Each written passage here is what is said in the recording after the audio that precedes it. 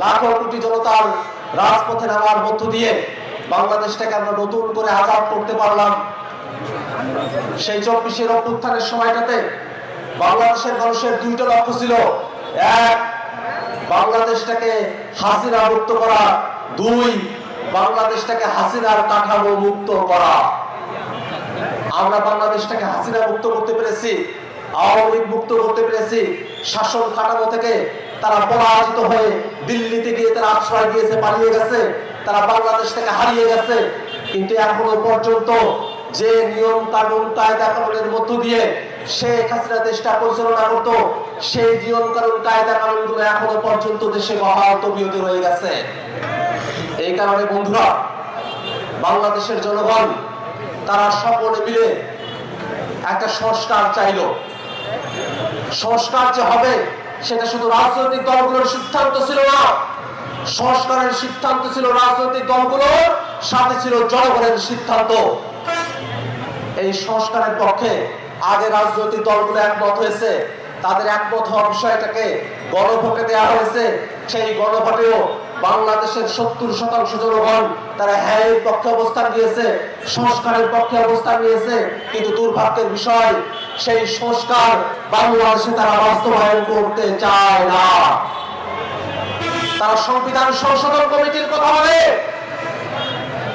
আমরা তো সংবিধান সংশোধনের মধ্যে থাকতে চাই নাই, আমরা এই সংবিধানের আমূল পরিবর্তন চাইছি, এই সংবিধানের ভিত্তিমূলক পরিবর্তন চাইছি। এই সংবিধানে ফ্যাসিবাদের যত বীজ রয়েছে সব কিছুকে উৎপাদন করে এই সংবিধানটাকে গণমানুষের সংবিধানে পরিণত করতে চেয়েছি। আমরা কুসুম কুসুম সংশোধনী না, আমরা বিপ্লবী সংস্কারের মধ্য দিয়ে বাংলাদেশ রাষ্ট্রটার আমরা পরিবর্তন চেয়েছি। কিন্তু দুর্ভাগ্যের বিষয়, তারা এই সংস্কারকে তারা মানতে পারে না। যদি তারা সংস্কার মেনে নেয় তাহলে দেশে একদলীয় শাসন প্রতিষ্ঠা করা সম্ভব হবে না। তারা বাংলাদেশের প্রত্যেকটা স্থানীয় সরকারের কাঠামোতে একদলীয় শাসন শুরু করার পায় তারা করছে। আপনারা খেয়াল করে দেখেন, গোটা বাংলাদেশের যতগুলো জেলা পরিষদ আছে, জেলা পরিষদের প্রশাসক বিএনপির পদধারীরা।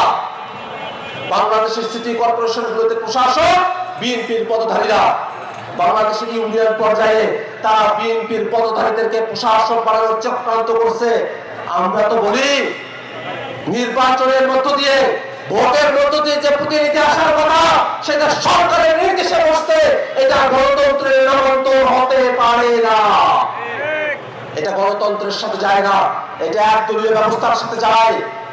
দুর্ভাগ্য লাগে যে বিএনপি বহুদলীয় গণতন্ত্রের ক্রেডিট দেয় স্থানীয় সরকারে দলীয় প্রতিনিধি বসানোর মধ্য দিয়ে তারা বহুদলীয় গণতন্ত্র থেকে সরে গিয়ে একদলীয় শাসনের দিকে তারা ঝুঁকে পড়েছে। আমরা তাদের কাছে উদাত্ত কণ্ঠে আহ্বান জানাই, এই বাংলাদেশটাকে সবার হতে দেন, এই বাংলাদেশের জনগণদের হতে দেন। এই বাংলাদেশটাকে আর আগের নিয়মে চালানো যাবে না। এই বাংলাদেশটাকে আবু সাইদরা যে লক্ষ্য নিয়ে জীবন দিয়েছিল, সেই লক্ষ্যের উপরে বাংলাদেশটাকে প্রতিষ্ঠা করতে হবে। সেই লক্ষ্য নিয়ে বাংলাদেশের শাসন কাঠামো পরিচালনা করতে হবে।